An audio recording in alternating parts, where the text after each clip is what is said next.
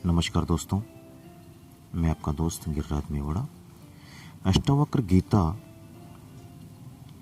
चौथा प्रकरण से लेकर के 7वें प्रकरण तक रहेगा आज ये।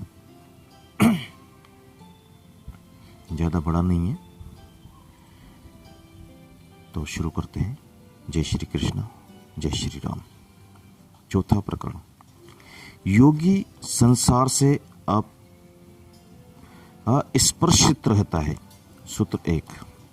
राजा जनक अष्टावक्र द्वारा किए गए प्रश्नों का उत्तर देते हैं, जिससे उनको हुए आत्मज्ञान की पुष्टि होती है। जनक कहते हैं, हंतः भोग विलास के साथ खेलते हुए आत्मज्ञानी धीर पुरुष की बराबरी संसार को सिर पर ढोने वाले मूढ़ पुरुषों के साथ कैसे की जा सकती है। व्याख्या। तीसरे प्रकरण में पूछे गए प्रश्नों का उत्तर जनक इस चौथे प्रकरण के में सार गर्भित रूप में 6 ही सूत्रों में दे देते हैं। वे कहते हैं कि ज्ञानी और अज्ञानी द्वारा किए गए कर्मों में अंतर होता है। अज्ञानी में अहंकार होता है, वह सभी कर्म अहंकारवश अपने को कर्ता मानकर करता है, इसलिए वह कर्म फल का भोक्ता होता है। ज्ञानी में अहंकार नहीं होता, जिससे वह कर्तापन से मुक्त हो जाता है। इसी कारण उसके द्वारा किए गए कर्म स्वाभाविक एवं विवेकपूर्ण होते हैं, जिससे वह कर्म फल का भोक्ता नहीं होता। वह सभी कर्म ईश्वरीय कर्म समझकर करता है। अज्ञानी सारे कर्म अहंकारवश अथवा वासना एवं भोग की अभिलाषा से करता है, जिससे वह कर्मफल का भोक्ता बनता है। आत्मज्ञानी इनका साक्षी हो जाता है। जो कुछ ईश्वर ने दिया है उसके भोगने में पाप नहीं है, बल्कि उसका तिरस्कार करना, उसको अहंकारवश त्याग देना भी पाप ही है। ईश्वरीय नियम के विपरीत ज्ञानी कर्मों को स्वाभाविक रूप से करता है, उसकी फलाकांक्षा नहीं होती। वह निष्काम कर्म योगी हो जाता है। कर्म के प्रति उसका राग, द्वेष, अहंकार आदि नहीं होता, मानसिक तनाव नहीं होता। ऐसी कर्म की कुशलता को वह प्राप्त कर लेता है, जबकि अज्ञानी के कर्म अहंकार वश किए जाते हैं। कर्तापन मौजूद रहता है, ईर्ष्या द्वेष रहता है, मानसिक तनाव रहता है। वह कर्म करके ऐसा अनुभव करता है कि यह सब मैं ही कर रहा हूँ, मैं नहीं होता तो यह कार्य होता नहीं, सारा चौपट हो जाता। वह सारी दुनिया का बोझ अपने सिर पर लेकर चलता है कि सारी दुनिया मेरे ही चलाने से चल रही है। इसके विपरीत ज्ञानी यह समझता है कि दुनिया को ईश्वर चला रहा है, सारी सृष्टि अपने विशिष्ट नियमों से चल रही है, मैं निमित्त मात्र हूँ। ऐसे ज्ञानी में अहंकार नहीं होता। इसी तथ्य को प्रकट करते हुए जनक कहते हैं कि ज्ञानी के कार्यों की तुलना मूढ़ पुरुष के कार्यों के साथ कैसे की जा सकती है। दोनों की दृष्टि में बड़ा अंतर है। मेवाड़ रियासत में एक ज्ञानी संत हुए हैं, चतुर सिंह जी। उन्होंने इसी तथ्य को एक मेवाड़ी भाषा के दोहे में प्रकट किया है। रहट फिरे चरख्यो फिरे, पण फरबा में फेर, यो तो बाढ़ हरियो करे, वो छूतारो ढेर। रहट फिरता है और गन्ना फेरने की चरखी फिरती है, किंतु दोनों के फिरने में बड़ा अंतर है। एक तो बाढ़ को यानी गन्ने को हरा करता है और दूसरा गन्ने को फेर कर छूतों का ढेर लगा देता है। ज्ञानी और अज्ञानी के कर्मों में यही अंतर है। ज्ञानी मृत्यु के समय भी हंसता है, मूढ़ जिंदा रहते हुए भी रोता है। ज्ञानी के पास सब कुछ होते हुए भी आनंदित रहता है। अज्ञानी के पास सब कुछ होते हुए भी दुखी चिंतित रहता है। ज्ञानी कर्म को भी खेल समझता है, अज्ञानी खेल को भी कर्म समझता है। ज्ञानी संसार को भी नाटकवत स्वप्नवत समझता है, किंतु अज्ञानी नाटक एवं स्वप्न को भी वास्तविकता समझता है। ज्ञानी व अज्ञानी के कर्मों में समानता होते हुए भी दृष्टि में बड़ा अंतर होता है। जनक इसी अनुभूति का वर्णन कर रहे हैं। सूत्र 2। जिस पद की इच्छा करते हुए इंद्रादि संपूर्ण देवता दीन हो रहे हैं, उस पर स्थित हुआ भी योगी हर्ष को प्राप्त नहीं होता, यही आश्चर्य है। इस सूत्र में राजा जनक कहते हैं कि ज्ञानी और अज्ञानी दोनों कर्म तो करते हैं, किंतु अज्ञानी उन कर्मों के फल की आकांक्षा करता है जिससे वह लाभ हानि, सुख दुख, हर्ष विषाद आदि से प्रभावित होता है। इसका मुख्य कारण उसकी इच्छाएं व अपेक्षाएं हैं। अज्ञानी कर्म आरंभ करने के पहले ही उसके फल की अपेक्षाएं निश्चित कर लेता है और इस कार्य से इतना लाभ होगा, इतना आनंद मिलेगा, इसी लाभ के आधार पर वह अपने जीवन की आगे की सारी योजनाएं भी बना लेता है और इससे मकान बनाऊंगा, कार खरीदूंगा, बच्चों की अच्छी पढ़ाई की व्यवस्था करूंगा आदि। जब उसकी अपेक्षाएं पूरी नहीं होती तो शेख चिल्ली की योजनाओं की भांति उसके कल्पना के महल ढह जाते हैं, जिससे वह दुखी हो जाता है। यह दुख पदार्थों से नहीं, अपेक्षाओं के कारण होता है। जनक कहते हैं कि इन इच्छाओं के कारण ही इंद्र भी दीन दुखी हो रहा है। उसको भी खतरा है कि कोई मेरा सिंहासन छीन न ले। किसी ने कठोर तपस्या की कि इंद्र का आसन डोलने लगता है, फिर उसे बचाने के लिए वो षड्यंत्र आरंभ कर देता है। इसी भोग की इच्छा के कारण ही सभी देवता दीन हो रहे हैं, कभी इंद्र के पास और कभी विष्णु के पास, कभी शिव को प्रसन्न करने पहुंच जाते हैं, गिड़गिड़ाते हैं कि हमारा संकट दूर करो। देवता व इंद्र भी वासनाग्रस्त होने से ही इस आत्मा रूपी एवं मुक्त रूपी परम पद को नहीं पा सके। वे इसको पाने की इच्छा के कारण बड़े दीन हो रहे हैं, किंतु जो योगी ऐसे महत्वपूर्ण पद को पाकर भी हर्ष को प्राप्त नहीं होता, यही आश्चर्य है। यानी मैं उस पद को प्राप्त करके भी हर्षित नहीं हूं, क्योंकि द्वंद्व से ही पार हो गया हूं। द्वंद्वातीत स्थिति ही मुक्ति है। मैं अप्राप्त और अप्राप्त में संभाव से स्थित हूं। मैं नित्य एवं शाश्वत आत्मपद का पर स्थित हूं। दीन वह नहीं है जिसके पास कुछ नहीं, बल्कि वह है जो निरंतर अधिक की इच्छा करता है। इच्छाएं मात्र दीनता का कारण है। सूत्र 3, उस पद को पाने वाले के अंतकरण का स्पर्श वैसे ही पुण्य और पाप के साथ नहीं होता जैसे आकाश का संबंध भासता हुआ भी धुएं के साथ नहीं होता। अंतकरण का दोहरा कार्य है। जब यह शरीर, मन, बुद्धि, इंद्रियों के साथ होकर इच्छाओं व वासनाओं से ग्रस्त होता है तो यह पाप पुण्य का भागी होता है, किंतु यह शुद्ध होने पर आत्मा का अनुभव करता है। तब यह विकार रहित होने से पाप पुण्य का भागी नहीं होता। ये पाप पुण्य के भाव उसका स्पर्श भी नहीं कर पाते। पाप पुण्य एक धारणा मात्र है। यह कृत्य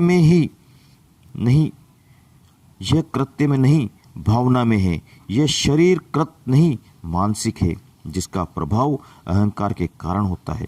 जब चित्तवृत्ति अहंकार रहित हो जाती है तब अंतकरण शुद्ध हो जाता है। आत्मज्ञानी का अहंकार खो जाता है, कर्तापन ही खो जाता है। फिर पाप पुण्य का प्रभाव किस पर हो सकता है? कर्तापन ही पाप पुण्य का कारण है। इसलिए जनक कहते हैं कि उस आत्मपद को जानने वाले के अंतकरण का स्पर्श अब ये पाप पुण्य नहीं कर सकते। जैसे आकाश का धुएं के साथ कोई संबंध नहीं होता, आकाश धुएं से अस्पर्शित ही रहता है। यद्यपि दिखाई ऐसा देता है कि इस धुएं से सारा आकाश गंदा हो गया है। ऐसे ही लोग चाहे ये समझे कि ज्ञानी भी संसारी जैसे ही कार्य कर रहा है, अतः वह ज्ञानी नहीं है, भोगी है, पाखंड कर रहा है, दुनिया को धोखा देने के लिए ज्ञानी बन बैठा है। उसने कपड़े छोड़े नहीं, महल छोड़े नहीं, सभी राग रंग वैसा ही है, सब खाता पीता है, अतः यह ज्ञानी हो ही नहीं सकता।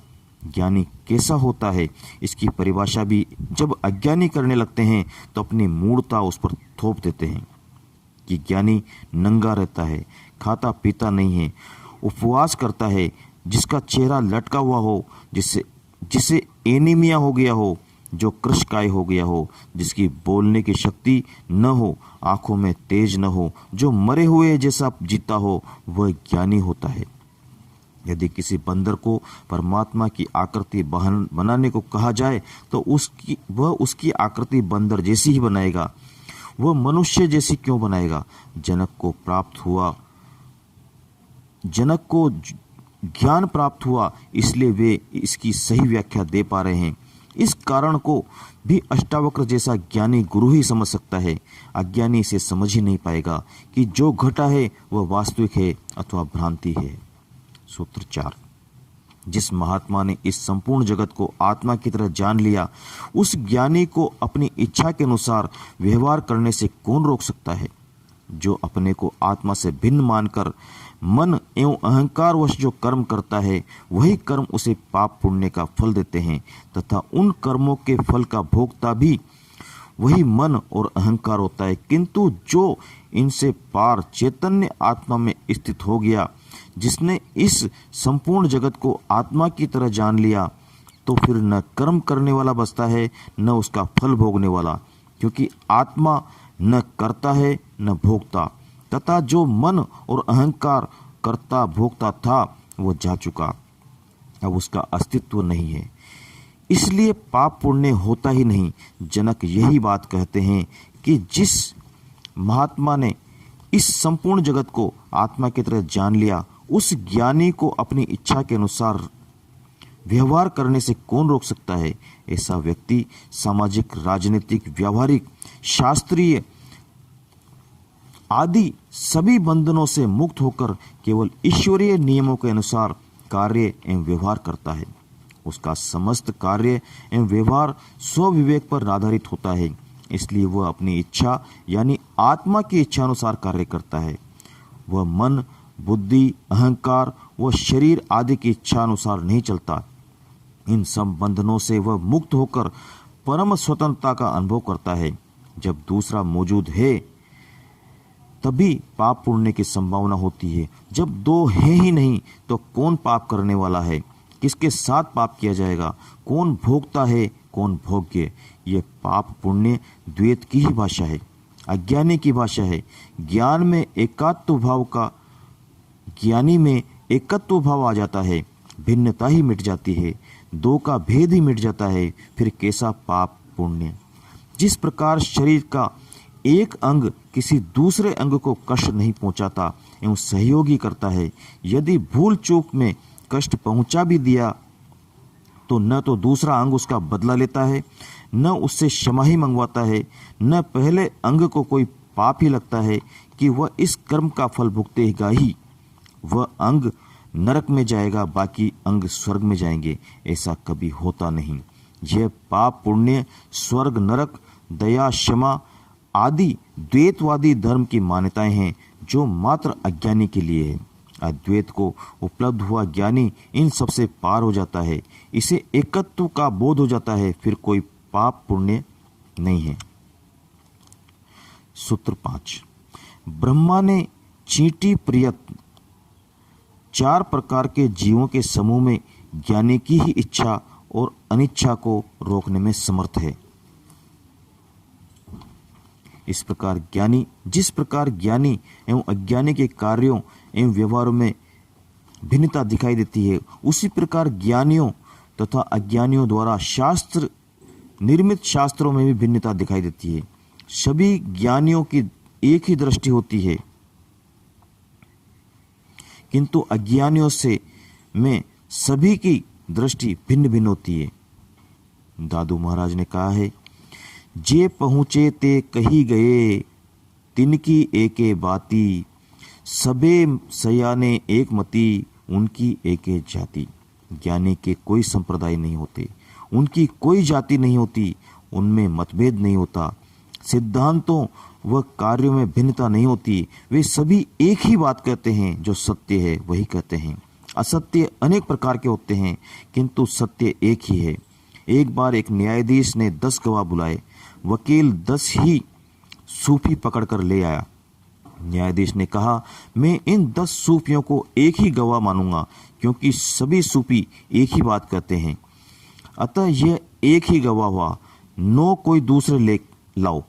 यह ज्ञानी का ढंग है, किंतु अज्ञानियों के अनेक ढंगे, अनेक विचार हैं, अनेक सिद्धांत हैं, यहाँ तक कि उनके धर्म और ईश्वर भी अनेक हैं, आत्माएं भी अनेक हैं, किंतु ज्ञानी इस सब के पार एक की ही अनुभूति करता है। समस्त सृष्टि को एक समझता है। कुछ अज्ञानी कहते हैं कि इच्छा छोड़ो, वासनाएं छोड़ो, संसार छोड़ो, लोभ मोह माया ममता धन दौलत सब छोड़ो, तब तुम्हें ज्ञान होगा। वे छोड़ने को पाने का नियम मानते हैं, किंतु ज्ञानी जनक कहते हैं कि ब्रह्मा से लेकर चींटी पर्यंत 4 प्रकार के जीव समूह में कोई भी अपनी इच्छा को और अनिच्छा को रोकने में समर्थ नहीं है। सृष्टि का निर्माता जिसे ब्रह्मा कहते हैं वह भी इच्छाओं से ग्रस्त है। सृष्टि निर्माण की उसकी भी इच्छा है। विष्णु महेश इंद्र आदि अनेक देवी देवताओं की भी इच्छाओं एवं वासनाओं से ग्रस्त है। देवी देवताओं भी इच्छाओं एवं वासनाओं से ग्रस्त है। फिर मनुष्य पशु पक्षी जीव जंतु अपनी इच्छाएं कैसे छोड़ सकते हैं? इन सब में केवल आत्मज्ञानी ही इन इच्छाओं और अनिच्छाओं दोनों को रोकने में समर्थ है, अन्य कोई नहीं। इसलिए छोड़ने से ज्ञान नहीं होता, बल्कि ज्ञानावस्था में जब सत्य का बोध हो जाता है तो जो असार है वो अपने पीछे छूट जाता है, जो छोड़ना नहीं पड़ता। ज्ञानी जनक के सत्य प्रति का यही सार है कि पाना ही नियम है, छोड़ना नियम नहीं है। क्या छोड़ना है और क्या ग्रहण करना है यह ज्ञानी विवेक से निर्धारित करता है। सूत्र 6। कोई विरला ही आत्मा को अध्यय और जगदीश्वर रूप में जानता है। वह जिसे करने योग्य मानता है उसे करता है। जनक कहते हैं कि संसार में नए नए मुखौटे लगाकर अनेक लोग ज्ञानी बने घूमते हैं। कोई नंग धड़ंग, कोई चिमटा लिए, कोई त्रिशूल लिए, कोई खप्पर व खोपड़ी लिए, कोई तिलक छापा लगाए, कोई धूनी रमाते, कोई पंचाग्नि तप करते, कोई घंटा घड़ियाल बजाते, न जाने किस किस भेष व रूप में देखे जा सकते हैं। फिर कोई द्वैतवादी, कोई अद्वैतवादी, कोई निरंकारी, कोई सनातनी, कोई कबीरपंथी, कोई नानकपंथी, कोई शैव, कोई वैष्णव आदि, किंतु इनमें विरला ही कोई आत्मा को अद्वैत जानता है कि आत्मा एक ही है। यह संपूर्ण सृष्टि उसी का फैलाव है। वही आत्मा जगदीश्वर है। उसी से सृष्टि है। सृष्टि व आत्मा तथा ईश्वर भिन्न नहीं है। सृष्टि व सृष्टा भिन्न नहीं है, ऐसा कोई बिरला ही जानता है एवं उसे जानने वाला ही ज्ञानी है। ऐसा ज्ञानी जिसे करने योग्य मानता है वही करता है, किसी दूसरे के अधीन होकर नहीं करता। उसे किसी का भय भी नहीं है, क्योंकि वह मन व अहंकार से ऊपर उठ चुका है। भय मात्र द्वैत के कारण होता है, अद्वैत में भय होता ही नहीं। राजा जनक ने अपने पूछे गए प्रश्नों का उत्तर सार संक्षेप में रख दिया। चौथा प्रकरण समाप्त। 5वां प्रकरण, देहाभिमान के त्याग से ही मोक्ष की प्राप्ति। सूत्र 1। अष्टावक्र राजा जनक को मोक्ष का उपाय बताते हुए कहते हैं कि तेरा किसी से भी संग नहीं है, इसलिए तू शुद्ध है। फिर किसको त्यागना चाहता है? इस प्रकार देहाभिमान के त्याग की इच्छा करके लय और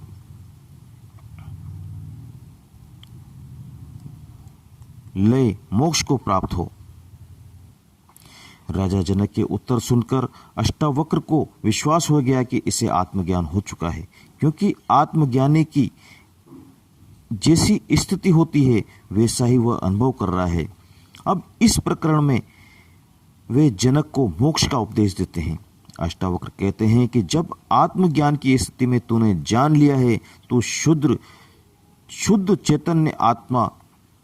चैतन्य मात्र आत्मा है, तेरा कोई संगी साथी नहीं है, तू अकेला है।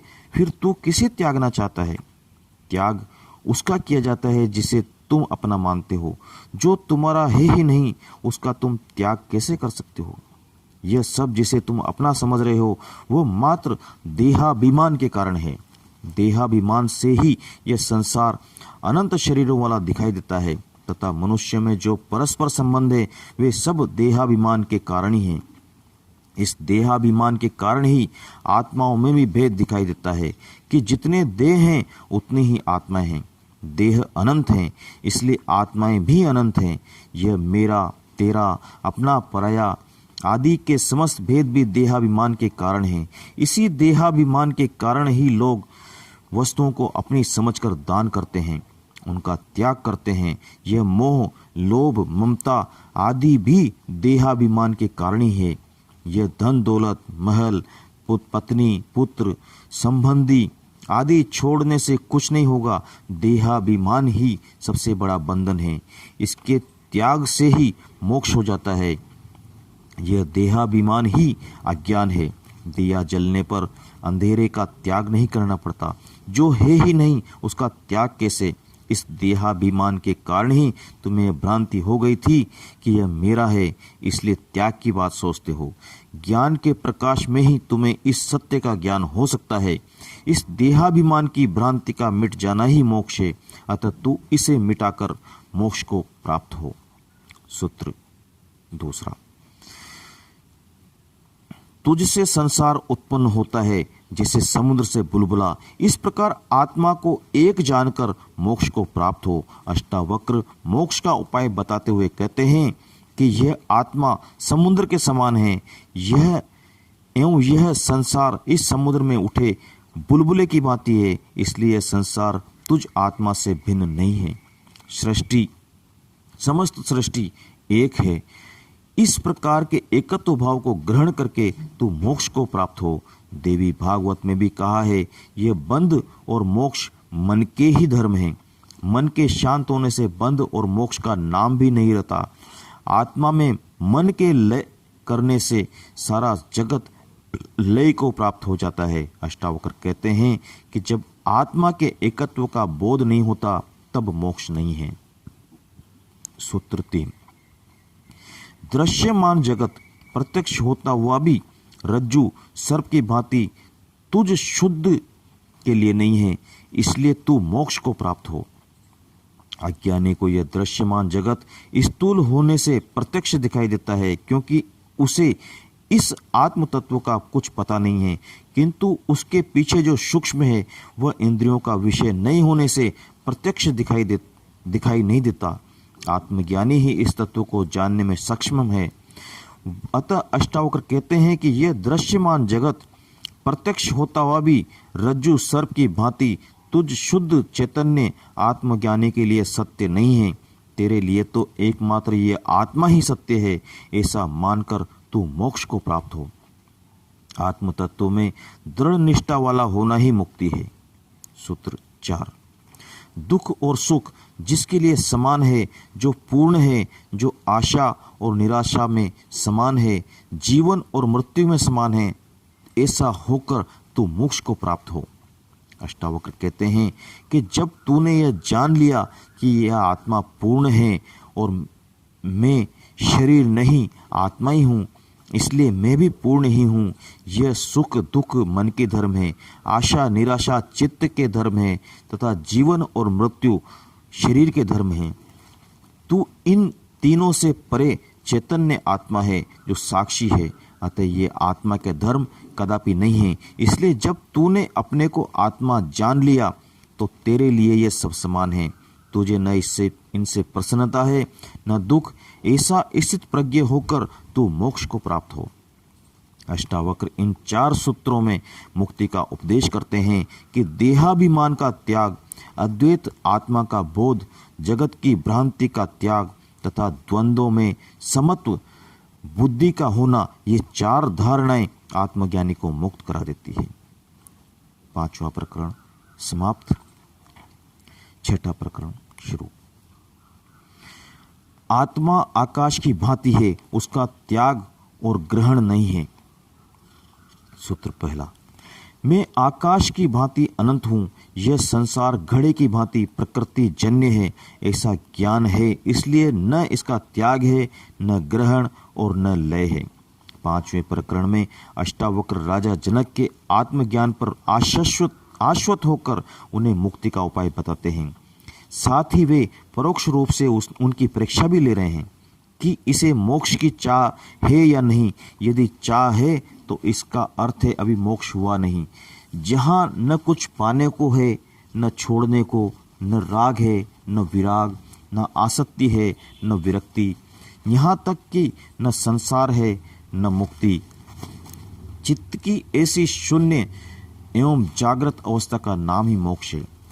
यहाँ पहुंचा हुआ व्यक्ति शुद्ध चैतन्य मात्र रह जाता है। समाधि की स्थिति में जब व्यक्ति शून्यावस्था को प्राप्त होता है तब उसे ब्रह्मत्व का बोध होता है, ब्रह्मा में का बोध हो जाता है। वह व्यक्ति न रहकर समिष्ट के साथ एक हो जाता है। वह पूर्ण सत्तावान ब्रह्म को जान लेता है। जान लेने से वह स्वयं ब्रह्म हो जाता है। वह सत्य को जानकर स्वयं सत्य हो जाता है। इस स्थिति में पहुंचने से पूर्व कई क्रियाएं करनी पड़ती है, किंतु पहुंचने पर उन सबको छोड़ना भी आवश्यक हो जाता है, वरना वे ही क्रियाएं उसका बंधन बन जाती है। नदी पार करके किनारा आने पर नाव भी छोड़नी पड़ती है, फिर उसको ढोना मूर्खता ही है। पहुंचने पर शास्त्र, कर्म, विधि, विधान, ध्यान, धारणा, समाधि आदि सब छोड़ना आवश्यक हो जाता है, क्योंकि इनकी उपयोगिता ही समाप्त हो गई। ज्ञान प्राप्ति के लिए ही इनकी उपयोगिता थी, अब सब व्यर्थ हो गए। मंदिर, पूजा, उपासना सब व्यर्थ हो गए। जीवन में इनकी उपयोगिता है, मोक्ष में इनकी कोई उपयोगिता नहीं है। संसार जानने के लिए बनाया गया है कि यहाँ सुख दुख आदि सब द्वंद्वों का अनुभव करके तुम जागो। अष्टावक्र जनक की मुक्तावस्था की स्थिति को जानने हेतु जो उपदेश देते हैं, जनक उनका उत्तर देते हुए कहते हैं कि मैं शरीर नहीं आत्मा हूँ। जिस प्रकार ये आकाश अनंत है, असीम है, इसकी कोई सीमा नहीं है, उसी प्रकार मैं आत्मरूप होने से इस आकाश की भांति ही अनंत हूँ। यह संसार उसी आत्मा का साकार रूप है, उसी का स्थूल रूप है जो घट की भांति है। जब यह संपूर्ण सृष्टि एक ही आत्म तत्व है तो फिर इसका त्याग, ग्रहण और लय कैसे व किसमें हो? त्याग, ग्रहण व लय में दो का होना आवश्यक है, तब एक का त्याग, ग्रहण व लय दूसरे में होता है, अन्यथा नहीं। जब मैंने देख लिया कि आत्मा एक ही है, वह वही सत्य सर्व खलविद ब्रह्म नेह नानास्ति किंचन सत्य ज्ञान मनंत ब्रह्म, तो फिर किसका किसमें लय हो, क्या त्याग हो और क्या ग्रहण हो? सूत्र 2। मैं समुद्र के समान हूँ, यह संसार तरंगों के समान है, ऐसा ज्ञान है, इसलिए न इसका त्याग है, न ग्रहण है, न इसका लय है। जनक दूसरा उदाहरण देते हुए कहते हैं कि मैं आत्मरूप होने से समुद्र के समान हूँ एवं यह जगत मेरी ही तरंगों के समान है, ऐसा ज्ञान मुझे हो चुका है। भिन्नताएं जो भ्रांतिवश प्रतीत हो रही थी सब मिट चुकी है, इसलिए न इसका त्याग है, न ग्रहण है, न इसका लय है। ऊपर के उदाहरण में आकाश एवं घट में भी भिन्नता की प्रतीति होती है कि घट एवं आकाश भिन्न तत्व हैं, इसलिए जनक इस दूसरे उदाहरण में लहर और सागर का उदाहरण देकर अद्वैत की स्थिति को स्पष्ट करते हैं कि आत्मा एक ही है, इसका न निर्माण होता है न विनाश, इसलिए न इसे छोड़ा जा सकता है न ग्रहण किया जा सकता है, न इसका किसी में लय ही है। सूत्र 3। मैं सीपी के समान हूँ, विश्व की कल्पना चांदी के समान है, ऐसा ज्ञान है, अतएव इसका न त्याग है, न ग्रहण है, न लय है। ऊपर के उदाहरण में समुद्र और उसकी तरंगों में फिर थोड़ी भिन्नता दिखाई देती है, अतः जनक इस सूत्र में तीसरा उदाहरण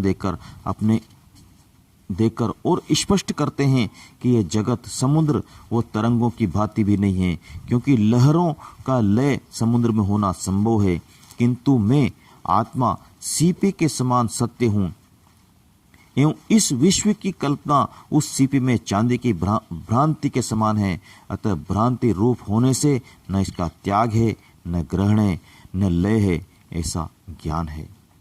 सूत्र 4। मैं निश्चित ही सब भूतों में हूँ और ये सब भूत मुझ में हैं, ऐसा ज्ञान है, इसलिए न इसका ग्रहण है, न त्याग है, न लय है। उपरोक्त तीनों उदाहरणों में अद्वैत की पूर्ण व्याख्या नहीं हो पाई, इनमें भी थोड़ी थोड़ी भ्रांति रह ही जाती है। अतः जनक इस चौथे उदाहरण द्वारा और स्पष्ट करते हुए कहते हैं कि मैं आत्मरूप होने से सभी भूत पदार्थों में हूँ तथा ये सभी भूत मुझ में हैं। ऐसी आत्मा एवं सृष्टि की अभिन्न स्थिति है। ये समस्त भूत समुदाय शारीरिक रूप से भिन्न भिन्न प्रतीत होते हुए भी सभी मेरे ही रूप हैं। रूप और अरूप का, सूक्ष्म और स्थूल का, निराकार और साकार का तत्व कोई भेद नहीं होता। वाष्प भी जल ही है और जल भी वाष्प ही है। केवल आकार भेद से तत्व में भेद नहीं होता। ऐसी ही आत्मा और सृष्टि है। इसलिए न इसका त्याग है, न ग्रहण है और न लय है।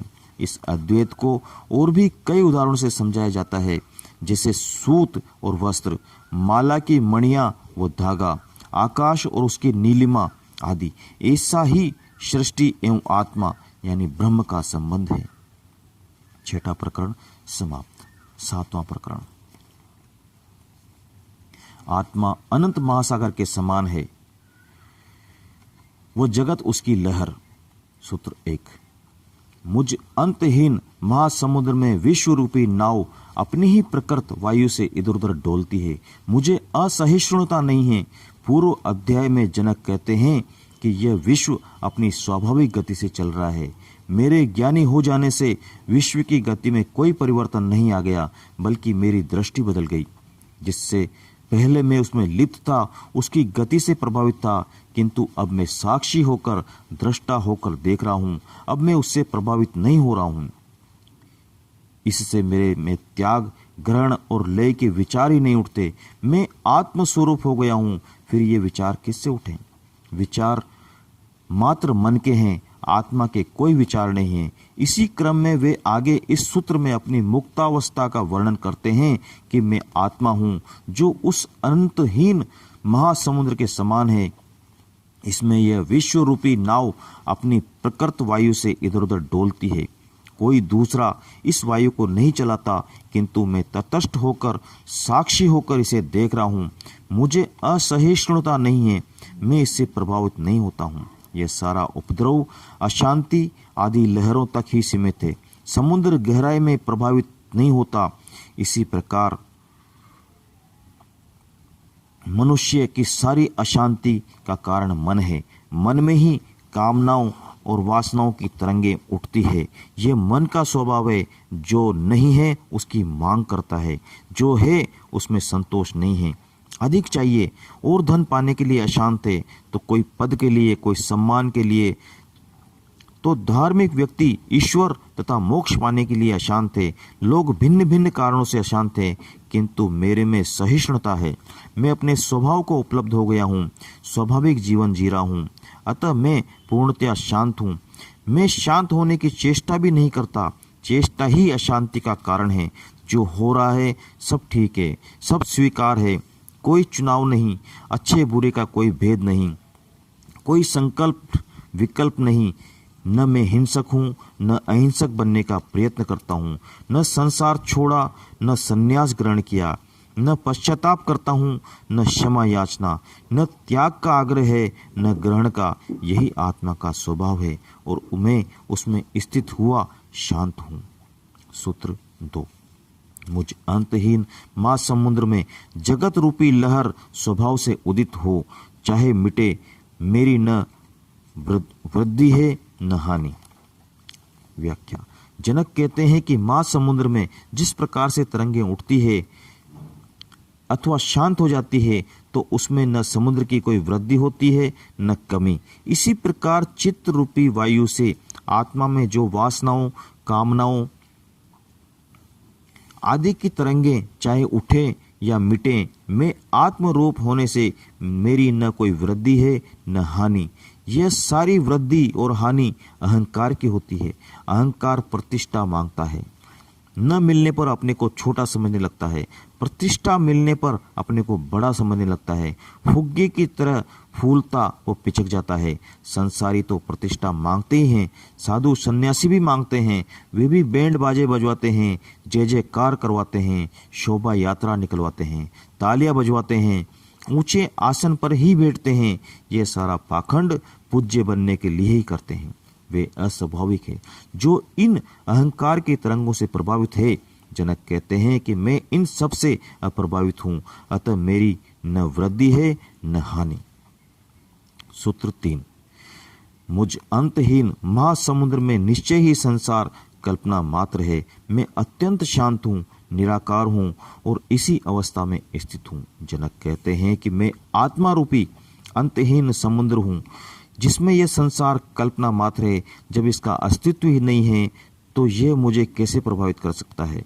पहले इस कल्पना को, भ्रम को ही मैं वास्तविक समझता था, इसलिए यह मुझ में प्रभावित करता था, अशांत करता था। अब मैं अपने को निराकार रूप में समझकर अत्यंत शांत हूँ।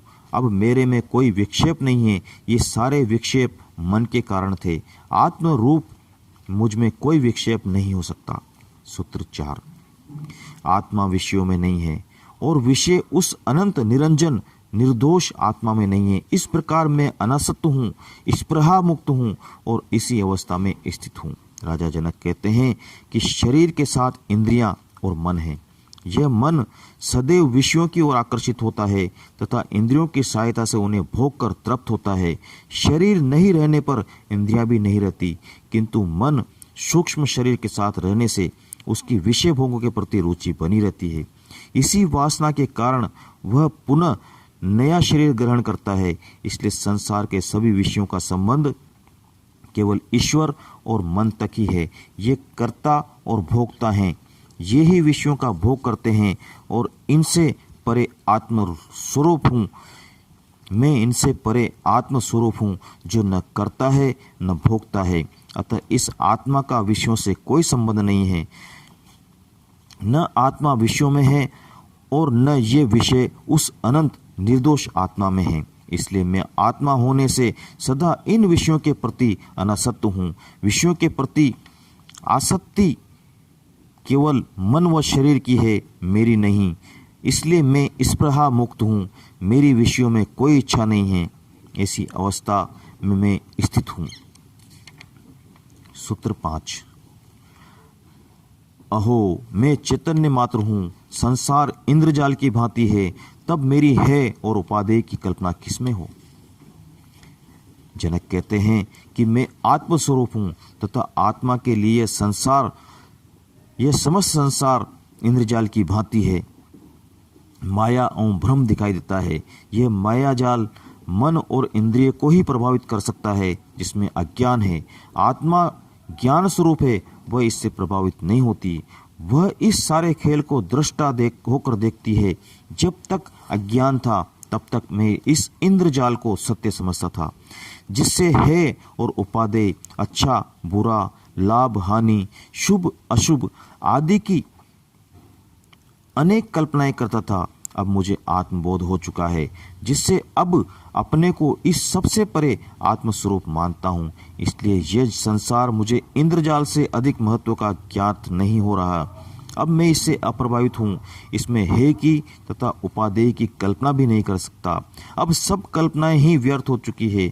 जब सब कुछ पा लिया, पाने को कुछ शेष नहीं बचा, फिर कल्पना किसकी की जाए।